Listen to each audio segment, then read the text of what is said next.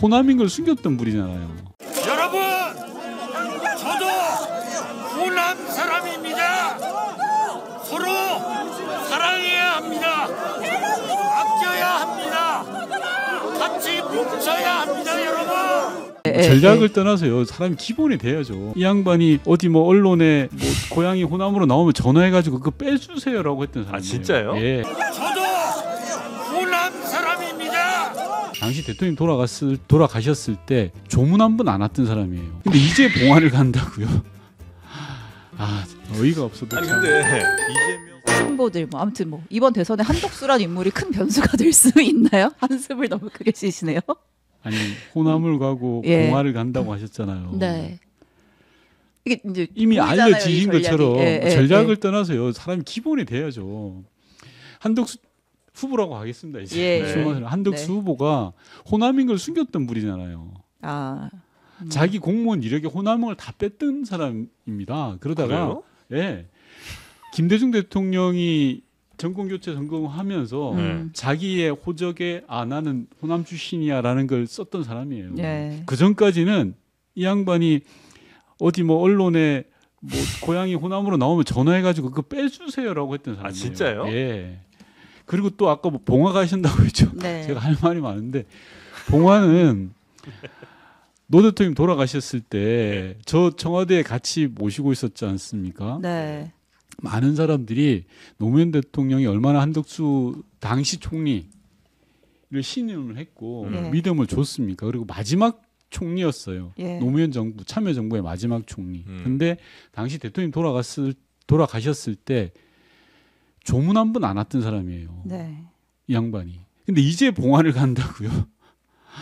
아 어이가 없어도 아니 참. 근데 네. 아니 그렇게 따지면 그런 갑자기 김대중 정부 들어섰다고 호남 아닌 척하다가 호남 저기 고향 쓴 사람 그리고 그거를 모르지 않을 노무현 대통령 왜 이 사람은 이렇게 중요한 거예요?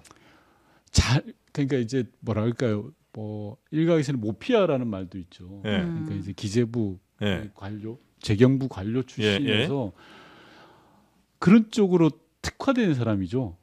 그 예를 들어서 관료들이 볼 때 국정 운영을 함에 있어서 미션을 부여하면 그 미션을 이렇게 해서 만들어가는 능력들.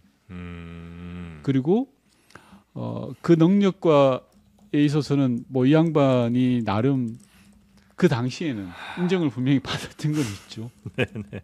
아 그래서 뭐 중용이 좀 되긴 했는데 정말 생명력이 대단합니다. 네. 김대중 정부부터 지금 벌써 몇 년이에요? 한 20년 더 이상 네. 아주 중요한 직책들만 이렇게 골라가며 정부 바꿔가며 뭔가 하여튼 용 빼는 재주가 있긴 있는 모양인데 이 사람이 이제는 대통령까지 한번 하겠다고 이제 호남을 가고 네. 또 봉하마을 간다는 거 이거는 더 이상 민주당에서는 이건 이런 행보 자체가 용납할 수 없는 행보라고 이제 보시겠군요.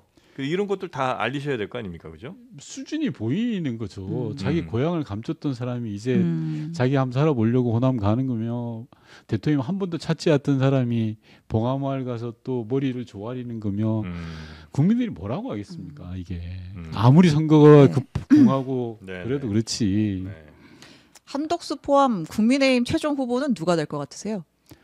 일단 의문의 일패는 한동훈인 것 같고요. 예. 갑자기 한덕수 후보가 나서면서 판정리가 되는 거잖아요. 단일화와 관련해서 예를 들어 저는 뭐 제가 그 동네 분들 마음은 잘 모르겠습니다만 네. 단일화에 용이한 사람을 선택하지 않을까 싶거든요.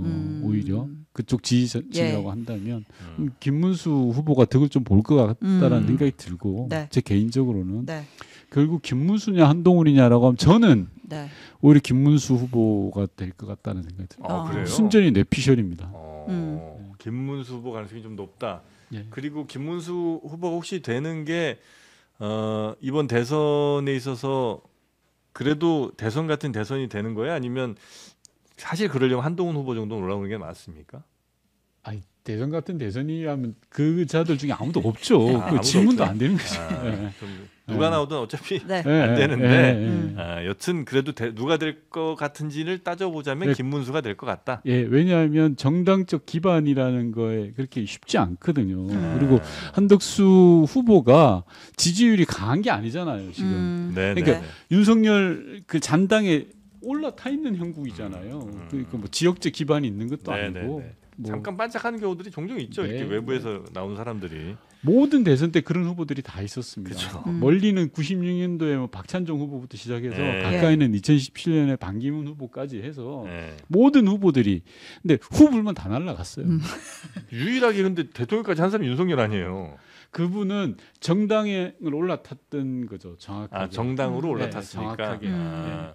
박찬종 당시 의원님도 정당은 있긴 했습니다만 좀 음. 제3지대였단 말입니다. 근데 네. 양대 정당에 올라탔던 사람이었던 음. 거죠. 윤석열 네. 씨는. 네. 주제 좀 바꿔서 네. 이제 검찰이 한덕수 전 국무총리가 대통령 권한대행에서 사퇴한 지 하루 만에 국회에서 대선 출마를 선언했습니다. 취임 2년 차에 개헌을 완료하고 3년 차엔 대통령직에서 물러나겠다고 밝혔습니다.